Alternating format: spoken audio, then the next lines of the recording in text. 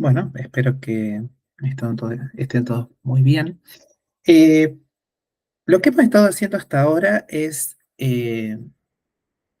haber estado extendiendo el concepto de autofunciones eh, para poder contemplar el caso en el cual el dominio en el cual se encuentra alguna de las variables de interés del problema es un dominio infinito. El caso más simple de analizar siempre es el operador derivada segunda respecto a alguna coordenada, en el cual uno tiene que encontrar, por ejemplo, autofunciones que sean de la forma I sub k igual a k cuadrado por I sub k.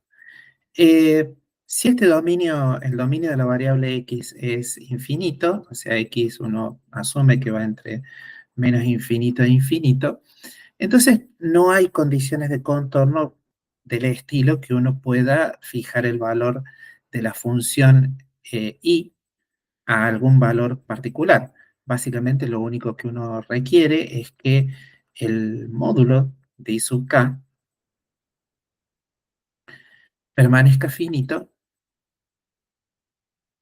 cuando el módulo de la variable x crezca indefinidamente. Entonces, esto no es suficiente, esta condición de contorno no es suficiente para fijar los valores posibles de la constante k, ¿sí? Lo que uno a lo sumo puede decir es que I de k va a tener alguna forma oscilatoria, ¿sí? La más común, la elección más común para las autofunciones es de la forma e a la ikx, ¿sí? Estas autofunciones evidentemente satisfacen esta ecuación diferencial. K obviamente tiene que ver con el autovalor K cuadrado, pero no es la única elección posible. Hay otras elecciones posibles que son el coseno de kx y el seno de kx. Tanto el coseno de kx como el seno de kx dan lugar a lo que habitualmente se denomina la transformada coseno o seno de una función. Mientras que asociado a e a la ikx, lo que uno tiene es la transformada de la función. Entonces, básicamente lo que esto nos permitía era escribir alguna dada función de la variable x como una integral de alguna cantidad que uno dice que depende de la variable k por la autofunción y todo sumado sobre las sobre todos los autovalores posibles.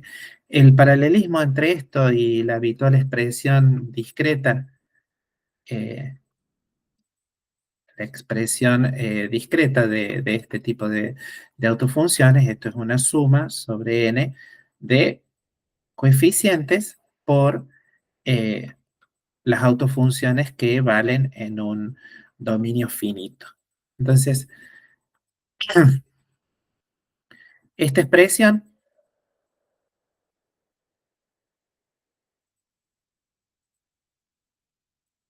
esta expresión es válida en el dominio infinito y habitualmente se suele denominar transformada. ¿Por qué? Porque permite utilizar todo el lenguaje de la transformada de Fourier y básicamente uno termina muchas veces eh, utilizando esta expresión para ir hacia un lado o hacia el otro. De vuelta, como siempre, la idea es que si uno puede escribir una expansión en autofunciones, esa expansión en autofunciones tiene que ser introducida en la ecuación diferencial y si uno hizo bien las cosas, lo que uno termina obteniendo es una ecuación diferencial, ordinaria, más sencilla, para los pesos de las autofunciones de los que uno hizo la expansión, ¿sí? Entonces, para completar alguna de estas cosas, obviamente lo que uno tiene que recordar es cómo es si uno tiene una función e a la i kx, si tiene una función e a la k' x, uno sabe que el producto interno entre estas funciones está asociado, obviamente como son funciones complejas, el producto eh, interno que uno usa es complejo, y en este caso podemos decir rápidamente que esto es lo mismo que e a la i k' menos k por x integrado respecto de x. Y esto es, habitualmente es la delta de Dirac, ¿sí?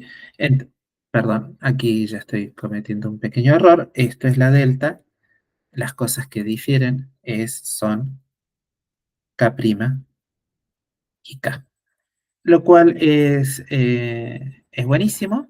¿Por qué? Porque me da la misma posibilidad que me da siempre el producto interno. El producto interno es la herramienta que uno siempre usa para cuando uno tiene una expansión, pero quiere sacar un coeficiente en particular de esa expansión, lo que hace es multiplicar por la autofunción respectiva y utilizar el producto interno. Y eso es tal cual como uno tiene en, en,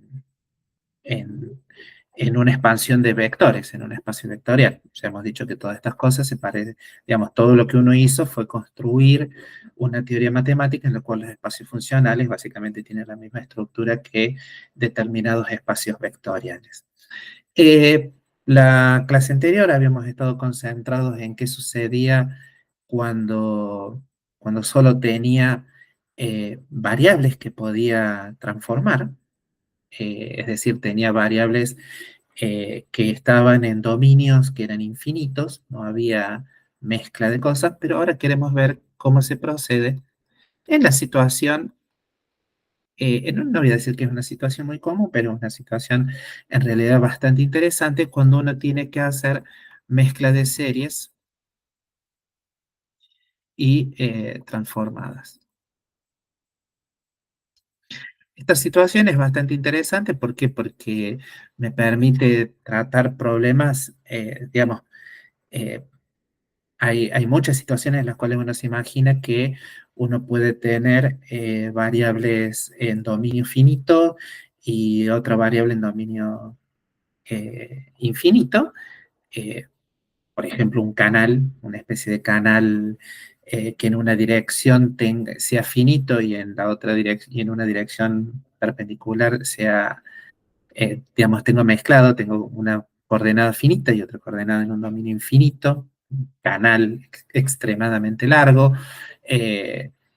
o, por ejemplo, el problema exterior a una esfera, si el dominio de interés es el exterior de una esfera, uno se da cuenta que las variables angulares viven en dominios finitos, pero la variable radial vive en un dominio infinito, así que esta mezcla de series y transformadas puede parecer eh, en bastantes condiciones, ¿sí?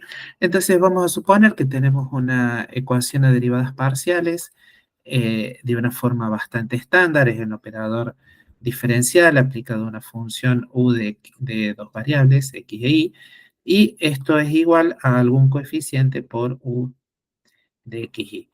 Esto lo hago básicamente no porque sea la situación más general, pero es una situación que me permite analizar muchos problemas. Si lambda es cero, tengo una ecuación homogénea. Si lambda es distinto de cero, puedo buscar autofunciones. Y a esta altura ya sabemos que, digamos, si somos capaces de resolver ciertas inhomogeneidades, entonces podemos resolver todas las inhomogeneidades habidas y por haber.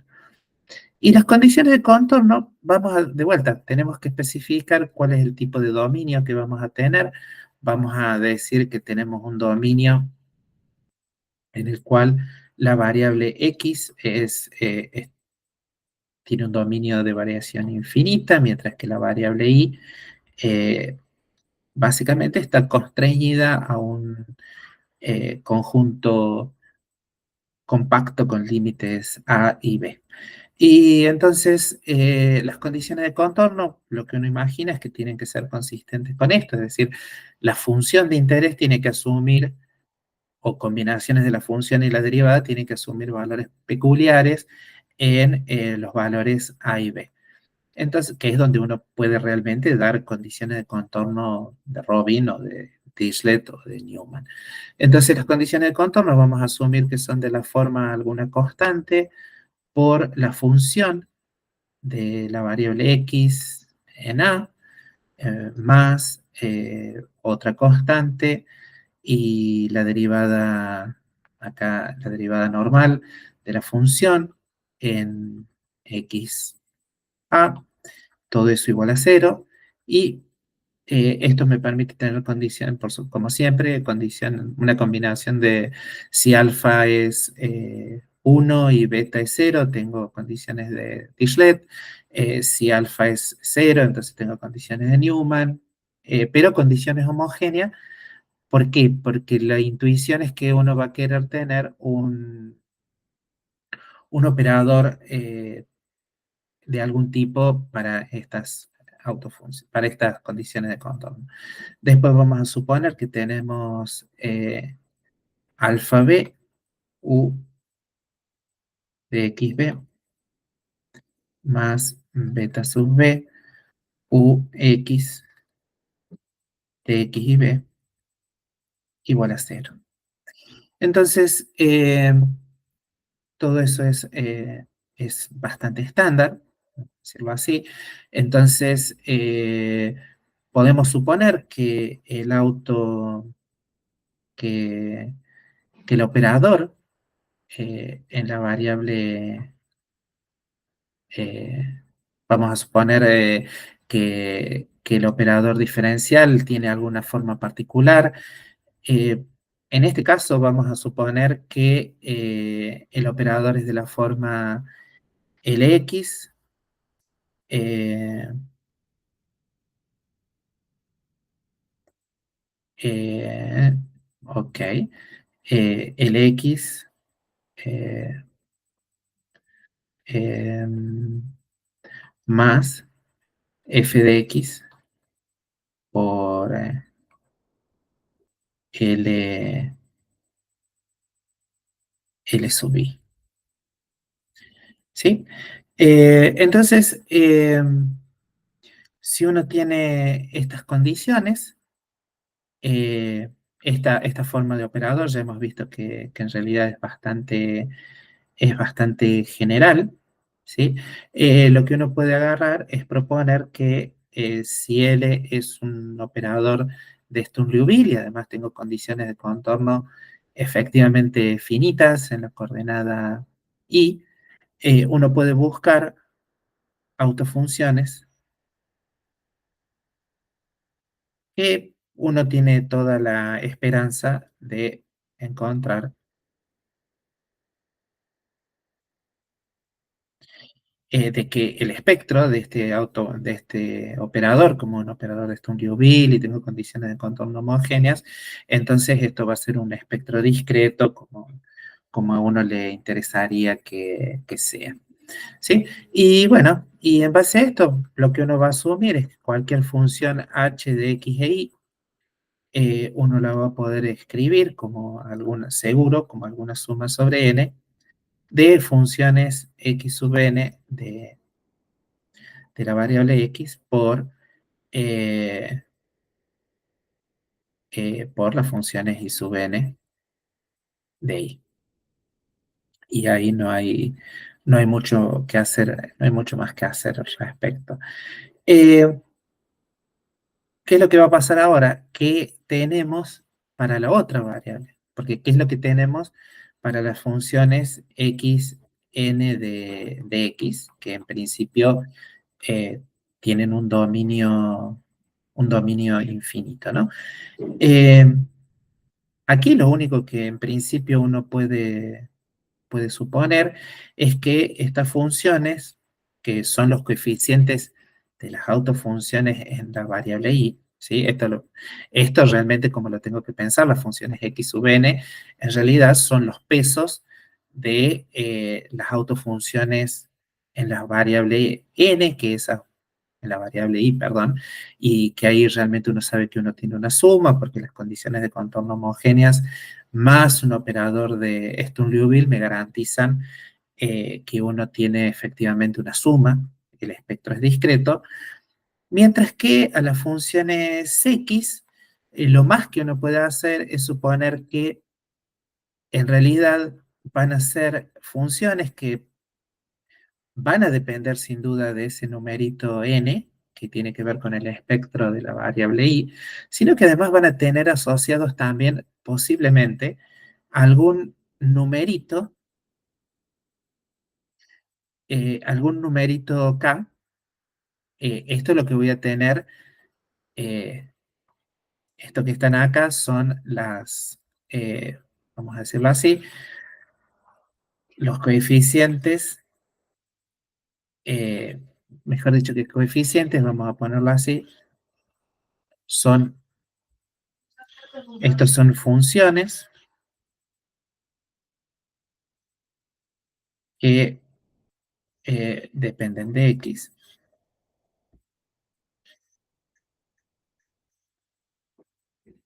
de la variable x, y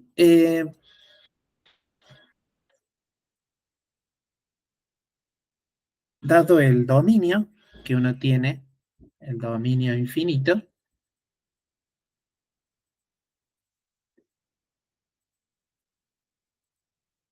en x vamos a suponer que tenemos autofunciones que las podemos llamar x n de k, ¿sí?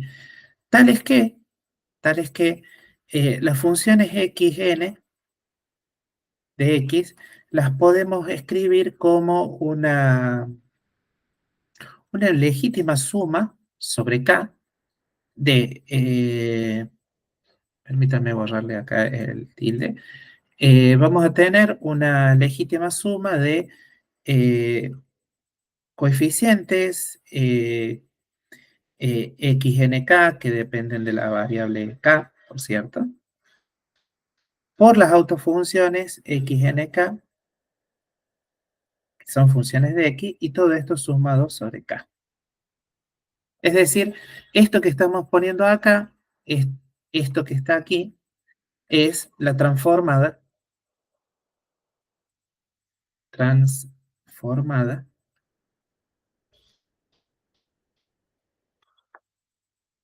de xn de x. ¿Ok? Entonces, rápidamente, uno, digamos, después uno lo mira un rato y dice, no, efectivamente, esto es bastante razonable. Podemos escribir que cualquier función de x y de y no es otra cosa que una suma sobre n, un integral sobre k, de coeficientes que los vamos a llamar h tilde de nk, por las autofunciones ink y x nk de y. Todo, y acá sí, no me tengo que olvidar, integrado respecto de k. Vamos a decirlo así, si uno tuviera eh, dos variables en dominio finito, esto que estarían acá, cada uno sería las soluciones que uno encuentra para los operadores diferenciales en cada una de las variables, ¿sí? Pero lo importante es pensar que esto lo puedo pensar realmente como una expansión en autofunciones de, eh, esto es un error, una expansión en autofunciones de la variable y autofunciones de la variable x, con pesos adecuados. Y los pesos en principio están rotulados con los dos índices, con los rótulos que corresponden a los autovalores de cada uno de los problemas. Los autovalores discretos del problema de Sturm-Liouville en la variable I y el rótulo continuo asociado a los autovalores continuos de el problema de autofunciones con autovalores continuos de la variable X.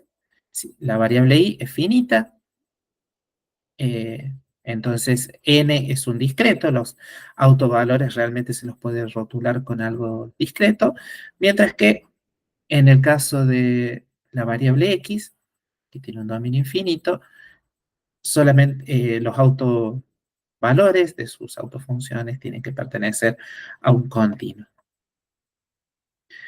¿Qué es lo que se hace a continuación con esto? Y obviamente se introduce esta solución, mejor dicho, no esta solución, sino esta expansión. Esta expansión se le introduce en el operador diferencial. El operador diferencial dijimos que era de la forma, eh, aquí está la forma, es Lx más f de x por Li. Y esto uno tiene que agarrar y hacerlo operar sobre h de xy. Lo divertido del caso es que como acá, digamos, esta forma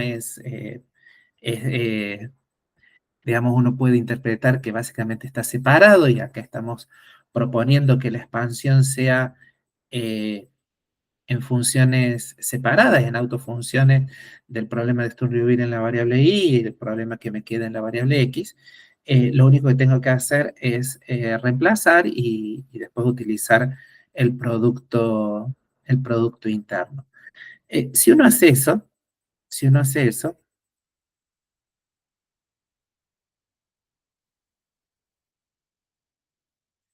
básicamente los pasos intermedios no son complejos y ya lo hemos hecho varias veces. Lo que a uno le queda es que para la variable, bueno, vamos vamos a hacerlo así, lo que uno sabe es que LI cuando opera sobre las autofunciones I sub n de I, esto devuelve un autovalor que habíamos llamado mu sub n por la misma autofunción. Entonces no es difícil ver que para la variable x, lo que va a quedar va a ser un operador que va a ser de la forma Lx más f de x por eh, mu sub n. Y esto va a estar aplicado sobre las funciones x, nk de x, y entonces esto va a tener que ser igual a un autovalor, perdón, sí, de x nk. ¿Sí? Es decir, lo que sucede es que ya lo hemos visto muchas veces, cuando uno introduce una expansión en una ecuación diferencial que puede depender de varias variables, lo que sucede es que eso termina en una ecuación diferencial ordinaria. Esto que está acá es una ecuación diferencial ordinaria, porque solamente depende de la variable x y el operador diferencial queda dependiendo del autovalor de la función en la cual uno, si uno tiene un problema de Sturm-Liouville, este operador queda dependiendo siempre del autovalor de ese operador de Sturm-Liouville. Entonces, pero no pasa nada, digamos. O sea, la única diferencia es que, bueno, que como ya dijimos, que X pertenece al espacio infinito, esto en principio no tengo garantizado que eso no va a ser un problema de Sturm-Liouville común, un problema de Sturm-Liouville regular. Todo esto se aclara bastante si uno agarra y dice, bueno, veamos un ejemplo eh, en el cual uno puede aplicar esto de alguna forma más o menos directa. Vamos a considerar, bueno, eh, no quería hacer una flecha, quería hacer una línea recta. Eh, Vamos a considerar que,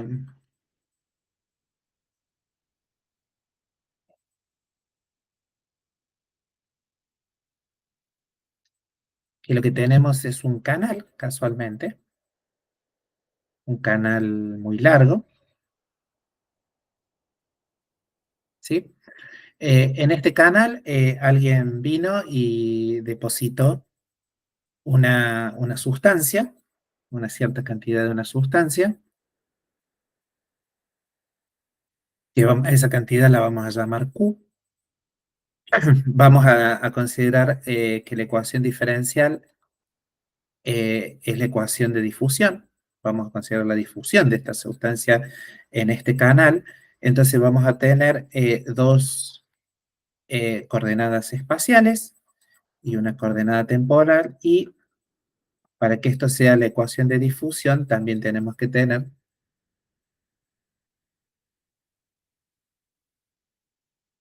el término dependiente del laplaciano.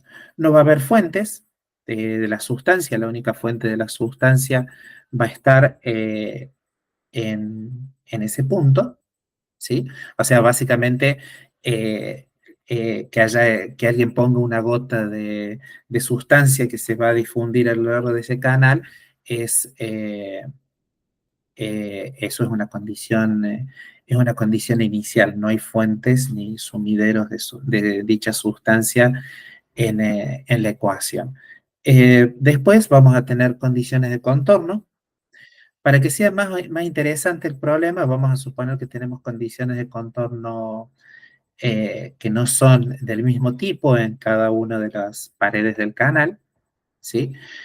Lo que vamos a suponer es que lo que es, vamos a decirlo así, tenemos que elegir que alguna sea, eh, esto que está acá es la coordenada X, aquí tenemos X igual a 0, acá tenemos X igual a H, entonces lo que vamos a suponer es que la derivada normal de la función U en, eh, ya cambié esto es la coordenada Y, eh, que la, eh, que la derivada de la función en T es igual a la función x ht, en realidad es igual a cero, o sea, básicamente tenemos una condición de Dirichlet homogénea en un lado del canal y tenemos una condición de flujo nulo en la otra pared del canal, en el otro límite del canal. Y además vamos a considerar que tenemos una condición de contorno que es de la forma, bueno, tenemos que poner que justamente que a tiempo nulo alguien depositó esa cantidad de sustancia Q y tenemos que, vamos a pensar de vuelta que es una gota puntual que tiene una cantidad de materia Q y entonces eso se arregla fácilmente poniendo una delta de I menos H sobre 2 y delta de X, o sea, básicamente consideramos que si las coordenadas efectivamente están como hasta ahora las hemos dibujado, el origen de la coordenada X está en este punto, mientras que el origen de la coordenada Y está en uno de los lados del canal. ¿Qué es lo que nos dice esto? Rápidamente, si seguimos el modelo eh, podríamos llamarlo así, Blenow de resolver las cosas, y proponemos una solución, una solución que obviamente es una función de X, y T.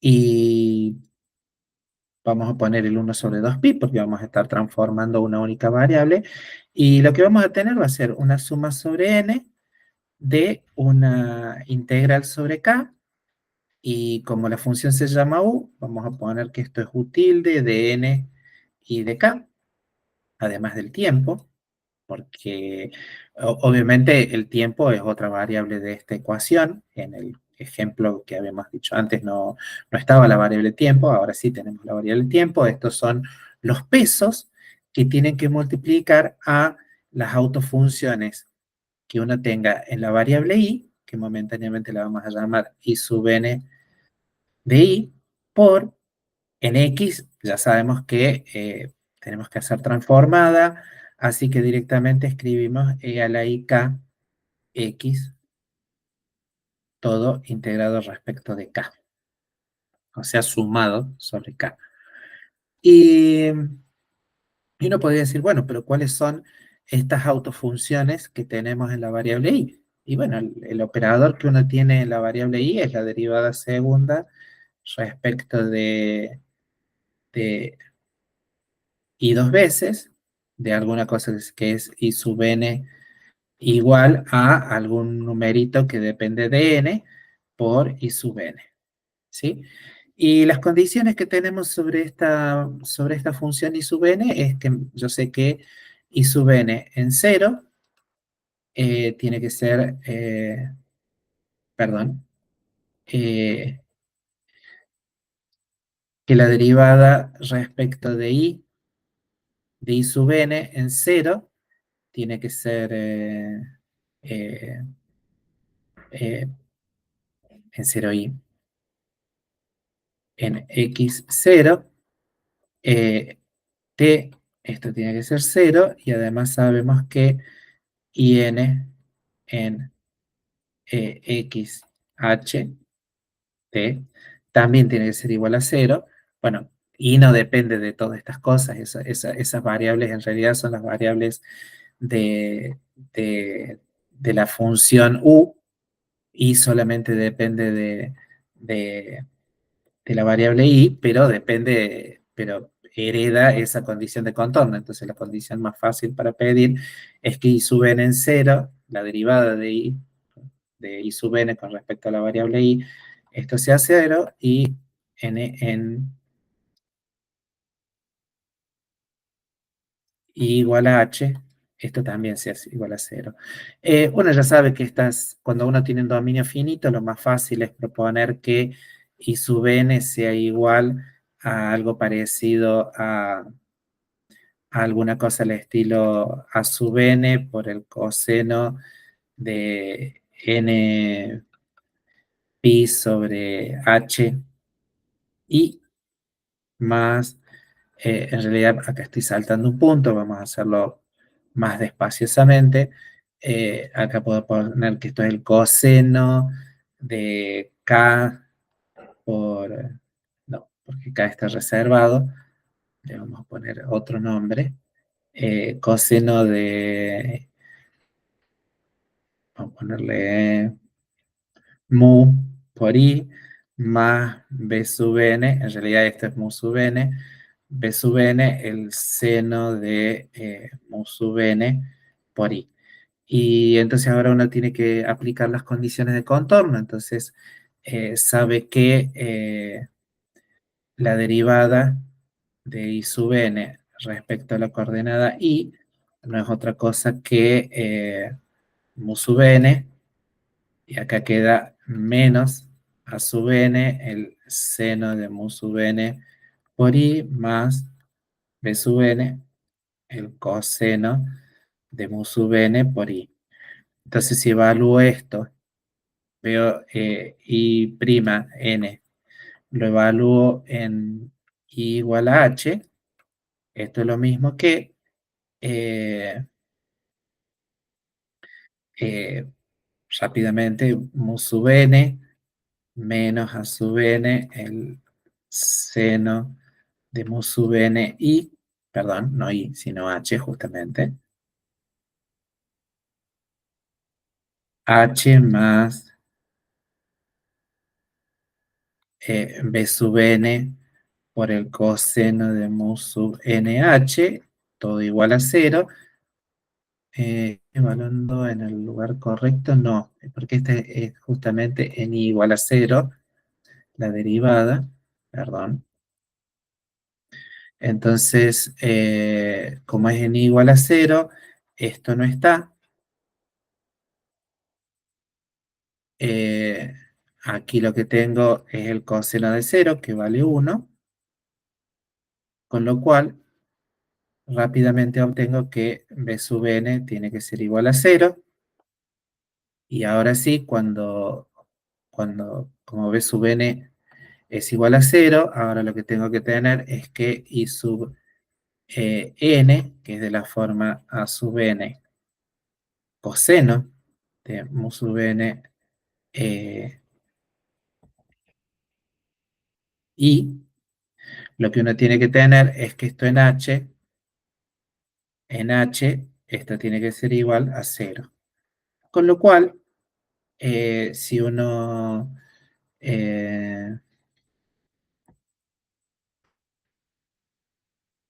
coseno evalúa en cero vale 1, o sea que b sub n, entonces está bien. eh, Está bien, y ahora tengo el coseno de mu sub n. Y la otra condición de contorno es que en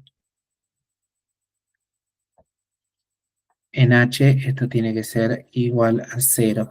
Entonces tengo que el coseno de mu sub n h tiene que ser igual a cero, con lo cual uno dice, bueno, mu sub n tiene que ser de la forma n pi sobre h, y ya está. Mira, las autofunciones uno las tiene completas y entonces puede decir legítimamente que uno va a buscar que u de x, y t sea algo así como 1 sobre 2pi, la integral sobre k, la suma sobre n, y ahora ya sé cuánto valen los autovalores de, de la parte en la variable i. Entonces acá puedo poner u tilde de n, k y t, el coseno de n pi sobre h por x por e de k. Y ahora tengo que introducir esta, esta función en la ecuación diferencial, ¿sí? Lo bueno de todo esto es que hay cosas que, lo que uno se da cuenta es si, por ejemplo, si quiero aplicar el laplaciano a, si quiero calcular el laplaciano de u de x, y esto es bastante fácil de calcular ahora, porque esto no es nada más ni nada menos que menos 1 sobre 2pi, y la suma sobre n y la integral sobre k son transparentes, y lo que queda es el laplaciano de el coseno de n pi sobre hx por e a la i kx. Y ese laplaciano es bastante sencillo de calcular porque la parte sobre x actúa, la derivada respecto de x actúa solamente sobre esta función, y la derivada sobre, perdón, la derivada sobre i, ahí estoy, la derivada sobre i actúa solamente sobre la parte del coseno, mientras que la derivada sobre x actúa solamente sobre la parte de la exponencia imaginaria, pero además las derivadas segundas esas me devuelven la misma función. La única diferencia es que cada una devuelve numeritos distintos. Entonces el laplaciano del coseno de npi sobre hi, la exponencial de e a la i kx, no es otra cosa que, se puede ver bastante fácil, que esto es k cuadrado más npi sobre h al cuadrado, todo con un signo menos, y exactamente la misma función, coseno de npi sobre h, la exponencial de e a la i kx. Con lo cual, eso está muy bueno, porque entonces uno ahí tiende a decir, está bien, uno puede introducir un numerito que sea de la forma lambda nk, que es de la forma npi sobre h al cuadrado más k cuadrado, ¿sí? Eh, Eso, si además uno utiliza el producto interno, es bastante fácil ver que la ecuación diferencial que queda para los, fíjense también que si uno hace la derivada respecto al tiempo de esta cantidad, a lo único que va a afectar es a los u sub n, ¿sí? Entonces uno perfectamente podría decir que la ecuación diferencial esa que es de la forma eh, derivada de u respecto al tiempo menos d por el laplaciano de u igual a cero, esto en realidad, cuando uno introduce todo lo que tiene que introducir, no es otra cosa que una suma sobre n, la integral sobre,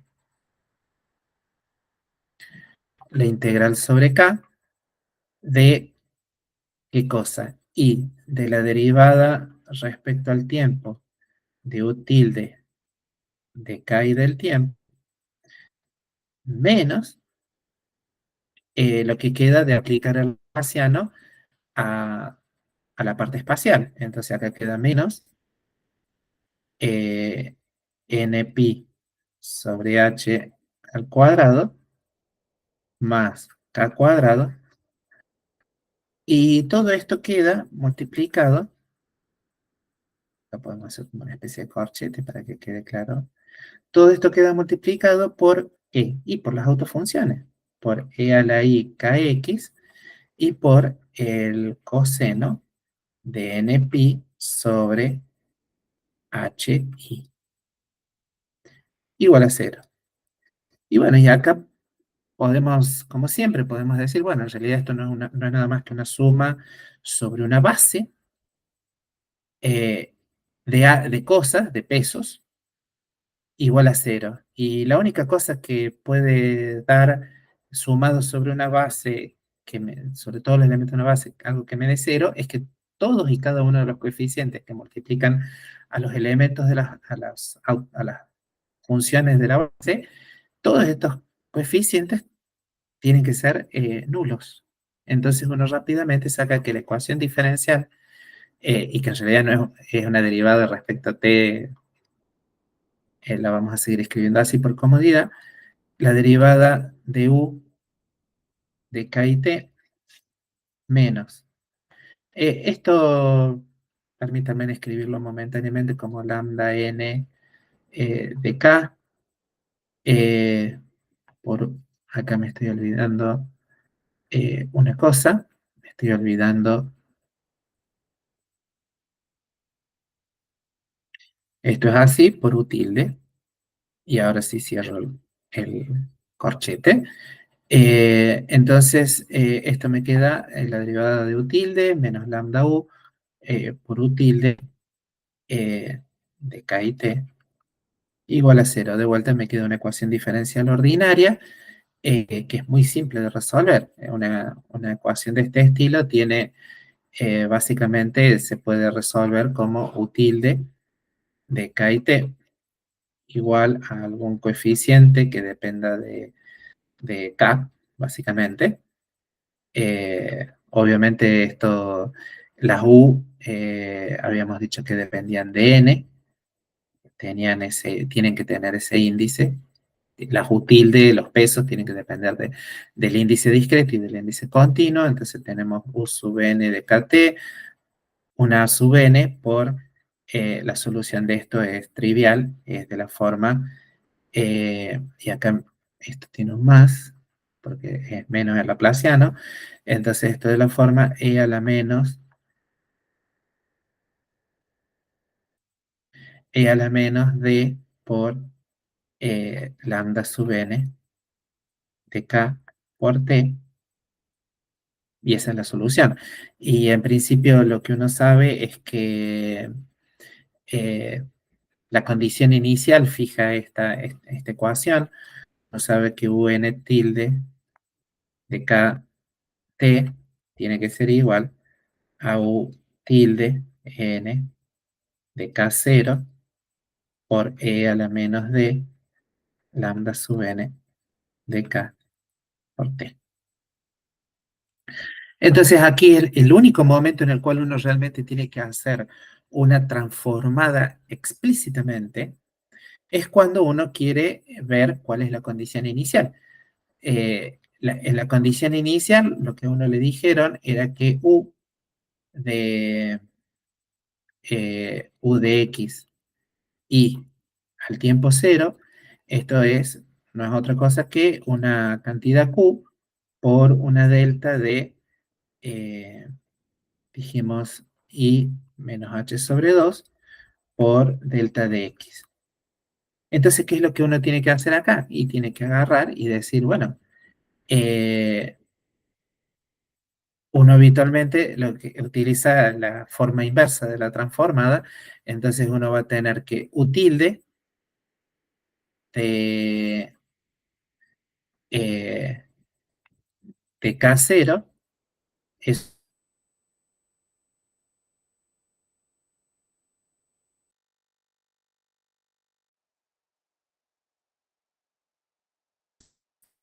por u de x, de x y 0 integrado con d integrado en x. Es más, uno puede decir que u tilde n de K0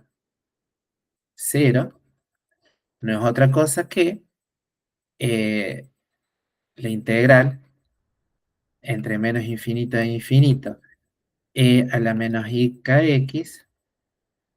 Acá lo que tenemos, para despejar la componente n, lo que tengo que hacer es multiplicar por la autofunción en la variable i, que sabemos que voy a tener que hacer una integral entre 0 y h de el coseno de npi sobre h por i,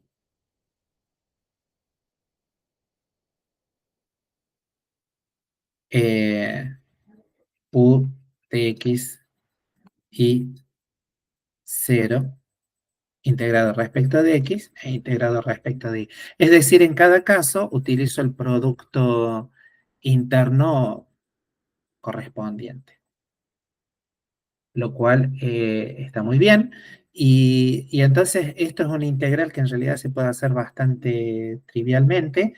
Hay que tener un poquitín de cuidado por ahí con la normalización, porque esta función coseno de npi, ahí la normalización depende del valor de n. El coseno con n igual a 0 es una función que vale 1, pero tiene una normalización distinta que las funciones con n distinto de 0. Entonces, en general, a esta, para tener en cuenta eso, a esto se le pone una normalización que de vuelta tiene que ver con, con el problema de bueno, que las funciones estas tienen que estar correctamente normalizadas. Y bueno, entonces a partir de eso uno puede decir, puede introducirse la forma explícita de, eh, de la función u de x y en tiempo igual a 0. Entonces esto queda como 1 sobre una normalización, la integral entre menos infinito e infinito de la exponencial compleja, e a la menos i kx, la integral entre 0 y h de el coseno de n pi sobre h i por q delta de i menos h sobre 2 delta de x integrado respecto de x y de y. ¿sí? Fíjense que todo esto que está acá, esto uno podría decir que, o sea, es la expresión, formalmente se ve muy claro que es UN de K0 no es otra cosa que el producto interno con E a la i k x, coseno de NPi sobre HI con la función U de X y 0. Es el producto escalar entre estas funciones, el producto escalar, el producto directo entre estas cosas. Si yo quiero sacar la componente NK, tengo que multiplicar por las bases, los elementos de la base de